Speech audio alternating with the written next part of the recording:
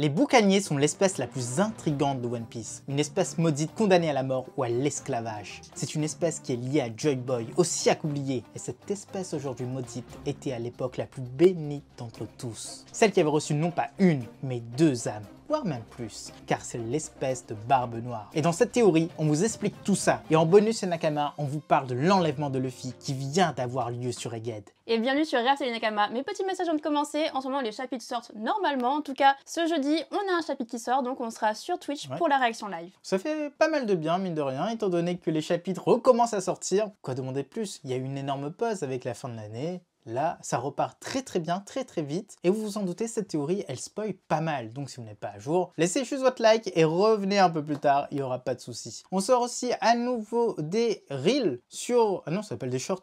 Ici, ça s'appelle des shorts, qu'on va aussi sortir sur Instagram, donc demain, où vous allez voir, en fait, il y aura aussi pas mal de choses qui vont sortir. Regardez bien tout ça, ça va être assez intéressant. Et donc, on passe à la vidéo et à cette théorie incroyable. Allez, c'est parti. Les espèces. Contrairement à notre monde, et oui, contrairement à notre monde, il existe énormément d'espèces humanoïdes dans One Piece. Ces espèces sont nombreuses à peupler leur planète, même si celle qui domine en termes de démographie, c'est bien les hommes. Tout simplement car les dirigeants de ce monde le sont. Enfin, en grande partie, et jusqu'à preuve du contraire. Alors que les autres espèces, elles, sont liées au royaume antique. Cet empire qui régnait bien avant le gouvernement mondial. Et certaines ont même laissé des traces encore visibles dans One Piece. Les peuples du ciel par exemple, on ne peut pas passer à côté d'eux. Les hommes poissons, et enfin les boucaniers. Mais là c'est un peu plus compliqué. Ils ne sont aperçus qu'une seule fois, et encore c'est une petite chose. Mais ça, on en parlera un peu plus tard. Eux sont considérés comme des criminels dès leur naissance, exterminés ou pire, réduits en esclavage. Les seuls représentants connus sont tout bonnement la famille de Kuma, son père et lui-même. Leurs caractéristiques ne sont pas totalement connues, on sait juste qu'ils sont hyper résistants. On sait très bien ce que vous allez nous dire, vous allez nous dire que la résistance en One Piece c'est une grosse arnaque, parce que tout le monde est résistant.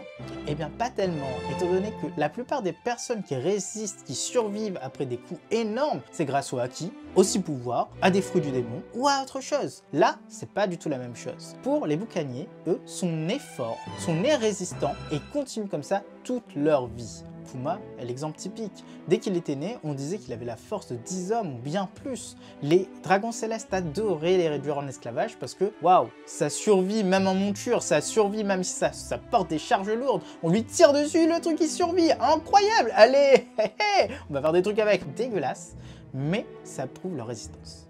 Et qui est le mieux placé dans One Piece pour être le plus résistant? Eh bien c'est Barbe Noire. Et lui, eh bien il a tout pris dans sa vie, tous les coups, et même ceux de Barbe Blanche. Alors est-il de cet espace? Eh bien sûr que oui, en tout cas selon nous, et on va vous le prouver tout de suite et maintenant. Et d'ailleurs, on explique aussi sa haine du gouvernement. Et enfin, les boucaniers semblent avoir la patte de Kuma comme emblème. Au début, on s'était tous dit que c'est une coïncidence. En tout cas, Kuma, il a ça partout sur lui, ça représente son fruit du démon, sauf que dans la mini-story de Jinbei, celui-ci croise des ruines qui sont au fond de la mer, qui étaient censées être au fond de la mer. Et cela comporte la patte de Kuma.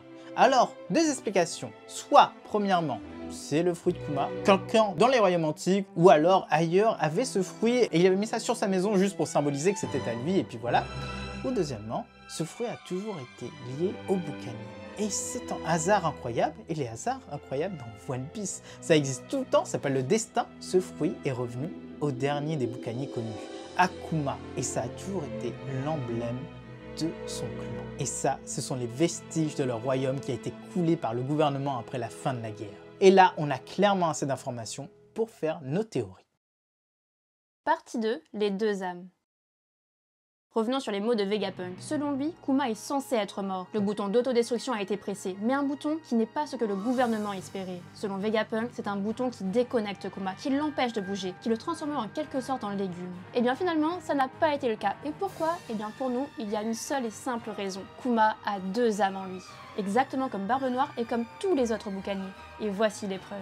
Premièrement, vous allez tous nous dire pourquoi personne ne s'en est aperçu avant. Eh bien tout simplement car les boucaniers ont été éradiqués de l'histoire où sont tous des esclaves. Donc forcément, on ne savait plus grand chose d'eux. Au début, c'était des vraies personnes, ensuite c'est devenu des mythes et ensuite c'est devenu des oubliés. Donc à un moment, on ne peut pas avoir beaucoup d'informations.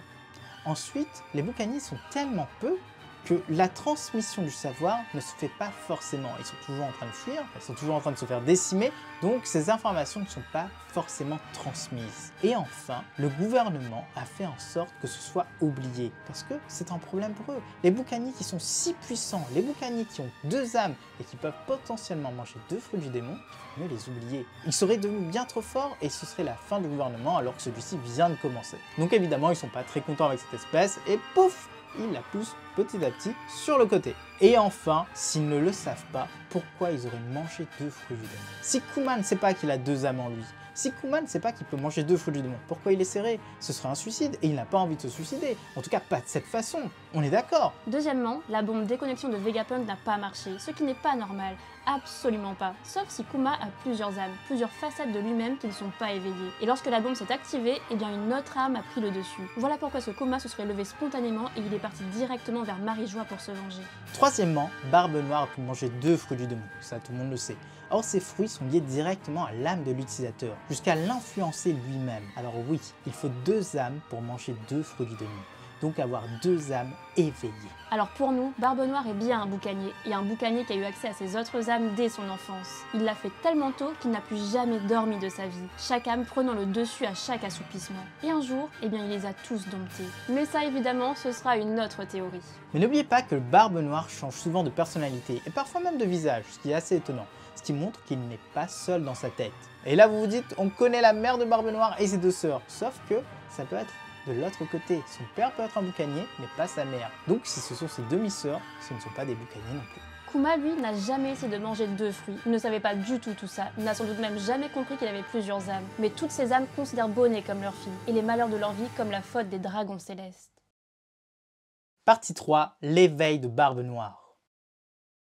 Barbe Noire, lui, est une chose à part. C'est l'héritier de Shebeck et l'ensemble de ses âmes sont corrompues, ou presque. Le système d'âmes des boucaniers doit être comme celui de notre monde. Il y a peut-être une âme principale, et puis un petit démon sur le côté, et un petit ange de l'autre côté. Sauf que dans le cas de Barbe Noire, c'est un démon et c'est un démon. Et ils se sont tous accordés pour se dire, on va faire des choses démoniaques. Ou même pire, tous ceux-là se sont battus, et une âme est ressortie du lot. Lors de l'éveil, on ne sait pas, quelque chose dans ce genre-là. Et celui-ci contrôle tous les autres et dicte sa volonté. Chacun rêvait d'un fruit en particulier. Et ensemble, ils sont directement partis chercher ces fruits là où ils étaient, là où ils en avaient besoin. Le tout premier trouvé était le fruit des ténèbres.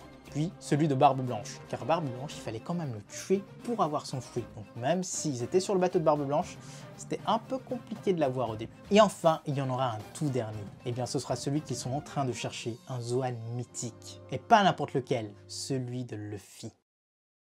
Partie 4, l'enlèvement.